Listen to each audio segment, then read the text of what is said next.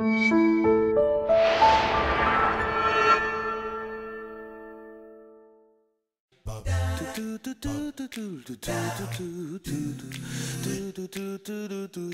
everyone, I'm Captain Logan. And I'm Jayson. And today, Jayson and I are going to talk about Ant-Man and the Wasp. We're going to tell you how we felt about.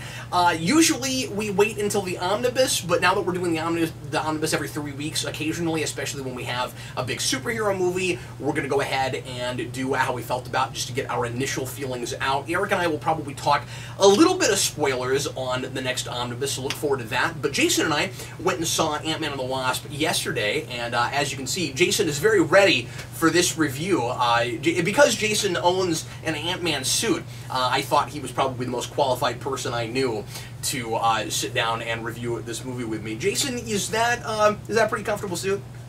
Do you like being Ant-Man? Mm-hmm. Is this like your normal size Ant-Man, or are you like a little smaller than normal? Are you like in between like the tiny size and the big size? I think I'm kind of in between, kind of. Are you? Yeah. Or are you like maybe like a couple of inches shorter than normal? Yes. You know, that was a big question I had at the end of the first Ant-Man, where I wondered, when he came out of the quantum realm, how could he be positive that he was the exact same size he was when he left?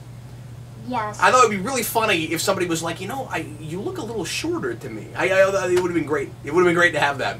But anyway, so Ant-Man and the Wasp, the sequel to Ant-Man from a couple of years back. This is, of course, primarily a comedy. It is not exactly a heist movie the way the last movie was, in that, but it kind of is. I mean, it's still a sort of, you know, on the run from the law. Scott isn't exactly, you know, above board with the law, at least the way they're looking at him right now. He's under house arrest initially because of his of his dealings with Captain America, who, as we say in Spider-Man: Homecoming, is kind of a war criminal, and from Civil War, and so that plays directly into the status quo for where he is now. But he's really close to being released from house arrest, and then something happens which requires him to go against his probation, and he has to work with Hank Pym and Hope in order to try to help them get Janet Pym out of the, I almost said the Phantom Zone, Jayson, out of the quantum realm. I don't know if you know this, Jayson, but the quantum realm is based on what in the comics is called the microverse. The microverse? Yeah, which is related to a series called Micronauts. And because of copyright issues, they couldn't use Microverse, so they renamed it the Quantum Realm. But anyway, and so in this movie, we've got a couple of different villains, I'd say. You have a costume villain, and then you have a gang of kind of industrial espionage people who and are... I love the costume. Oh, for the main costume villain? Yeah.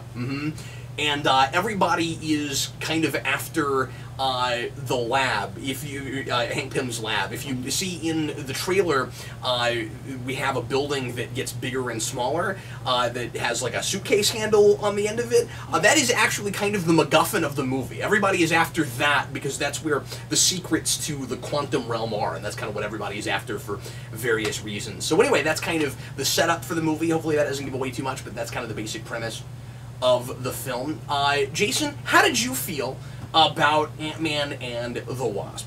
I really liked this movie. It was really good, and it had some really like major parts where I'm like laughing, like at the.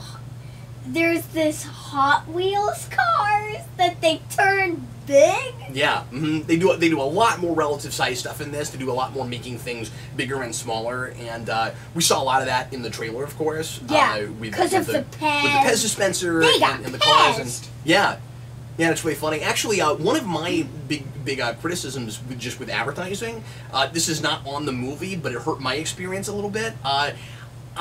This was the first time I saw a Marvel Studios film, and we're what? 17, 18 movies in. This was the first time I felt like too much of what's in this movie was in the trailers. And not even story-wise, just I kept being taken out by big spectacle things that I think too many of the big moments are actually in the advertising for this movie, and I kept feeling like I had kind of seen it already. That was a little bit problematic for me. But anyway, so you thought it was really funny. Mm-hmm. How did you feel about our main characters? Did you like how the Wasp was used? And we basically have 2 Ant-Mans and 2 Wasps, kind of, right? Because Hank Pym is legacy Ant-Man characters. and Hank Pym's wife, Janet. Janet. Mm-hmm. Yeah, and of course those are in the comics the original Ant-Man and the Wasp. Oh. And are usually big Avengers characters. It's kind of interesting that we've built the Marvel Cinematic Universe around the Avengers, but we still don't have Ant-Man and the Wasp as part of that team. Yeah. But anyway, so what else did you want to talk about? I don't like that at the beginning Hank Pym is really mad at Scott. I don't know why that's a thing. Like how everybody is mad at him. It's understandable, but I'm kind of with you. It seems like he might be a little bit more sympathetic for Scott's reasons for siding with Captain. Captain America comes to you and asks you to help him with a mission. It's difficult to say no to that. And there's an argument to be had, but I'm with you. I kind of wish we had the argument. He seems to mostly just be angry because that puts them kind of on the police's radar and stuff. Yeah. Where it put the Ant-Man suit out front and center, and now everybody knows about it. Mhm. And I really like that funny guy in this movie. Yeah. Yeah. Mm-hmm. I forget his name, but yeah. I like what they're doing with the old gang, and they're trying to go straight and everything now. Mhm. That's fun. The whole ex-con thing. Mhm. Yeah. Yeah. I can see some people looking at him and thinking that he's kind of overused in this, and I felt like there were some gags that were supposed to be really funny that didn't really play for me, but I never minded his presence. I didn't feel like he was, like, obnoxious and in my face. I just thought that some of the writing was kind of subpar. Mhm. As far as, the humor went. But was there anything else that you just, like, really didn't like? Like, you're saying you thought it was funny, you enjoyed the spectacle. Mhm. I enjoyed all the funny parts. Yeah, pretty much everything worked? Yeah. And you thought that the balance with the protagonist was pretty decent, where everybody got enough screen time? Yeah. And I really like Scott's daughter. Yeah. She's awesome in this movie. She's probably one of my favorite characters in this movie, actually. Sure, yeah.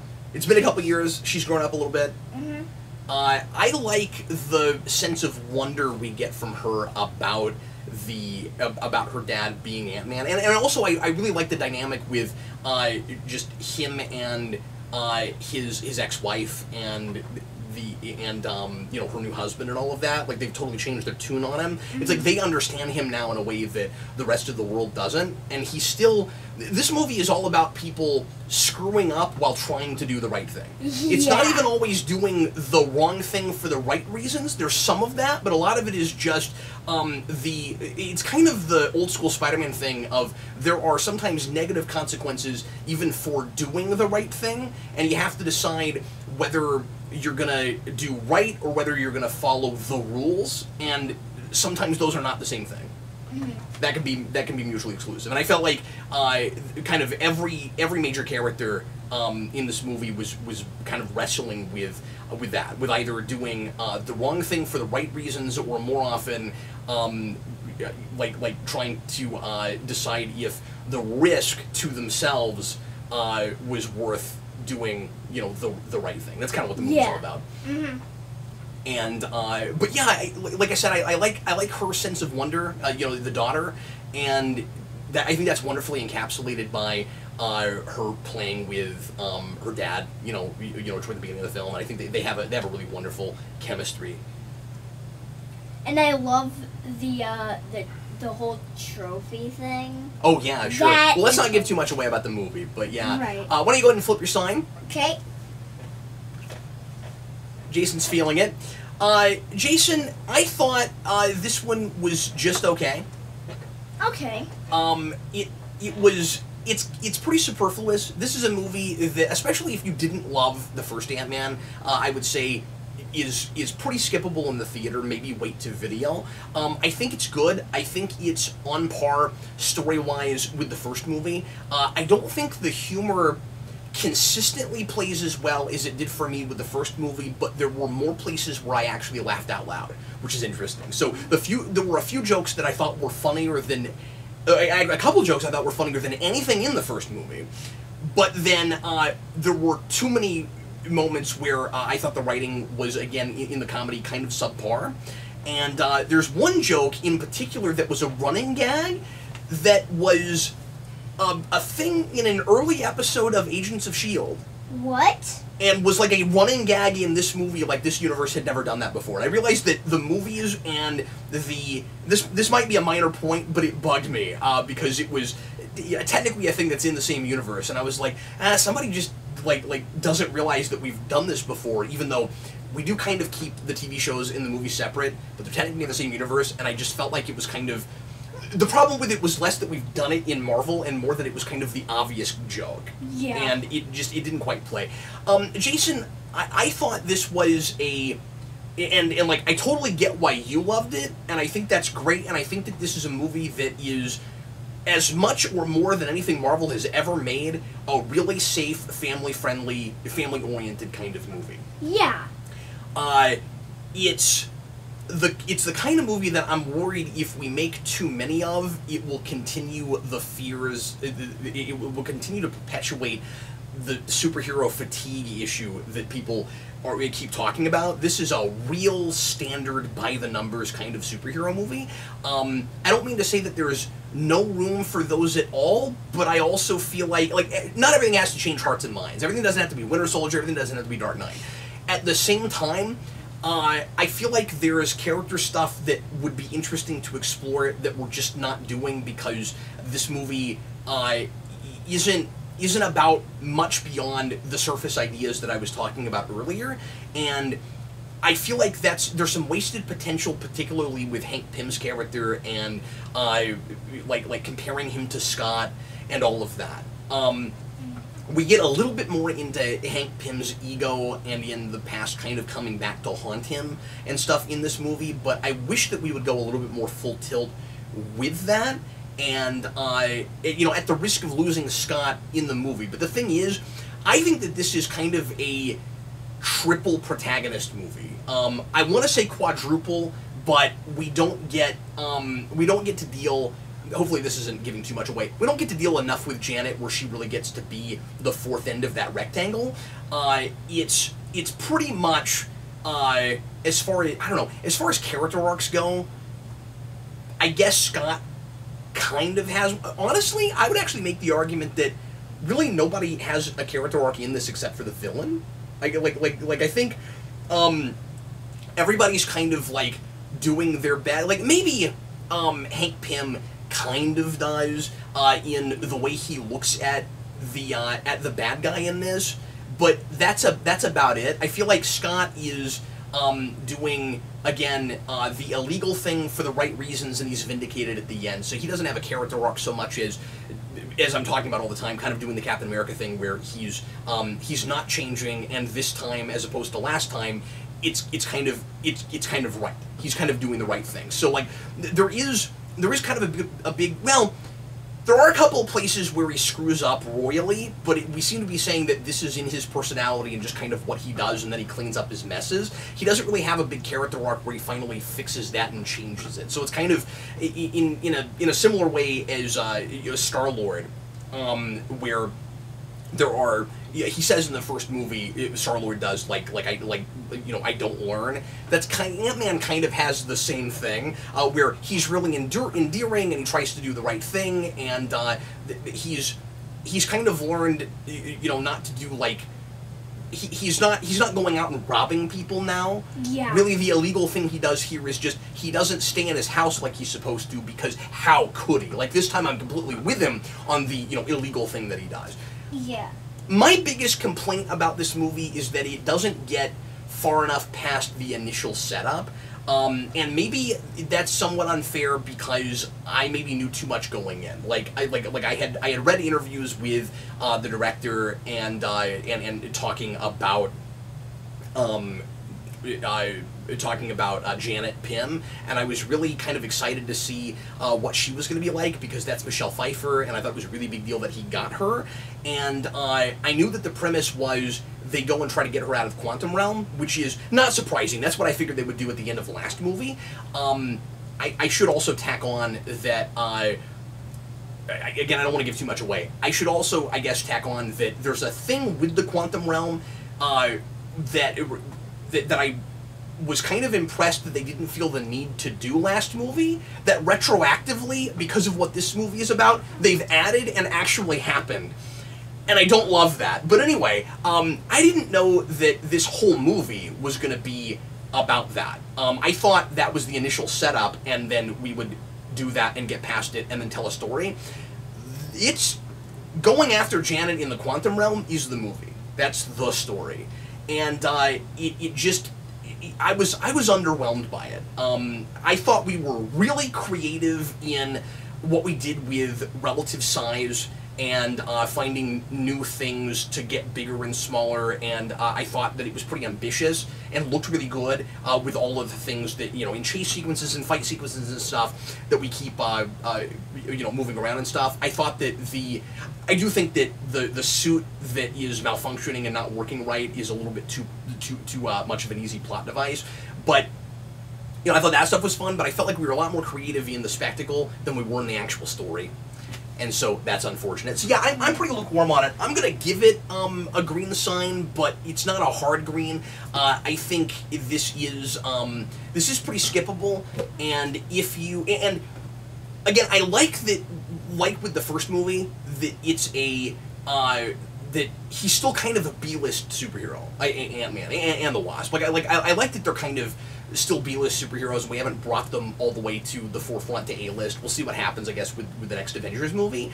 So that's fun. I like that it's still small scale. I like that it doesn't have to be about, saving the whole planet or the whole universe or whatever. I like that it's still smaller, but I feel like the stakes could be bigger character-wise, and I feel like we could develop and these characters more and learn more about them, and that could be more interesting.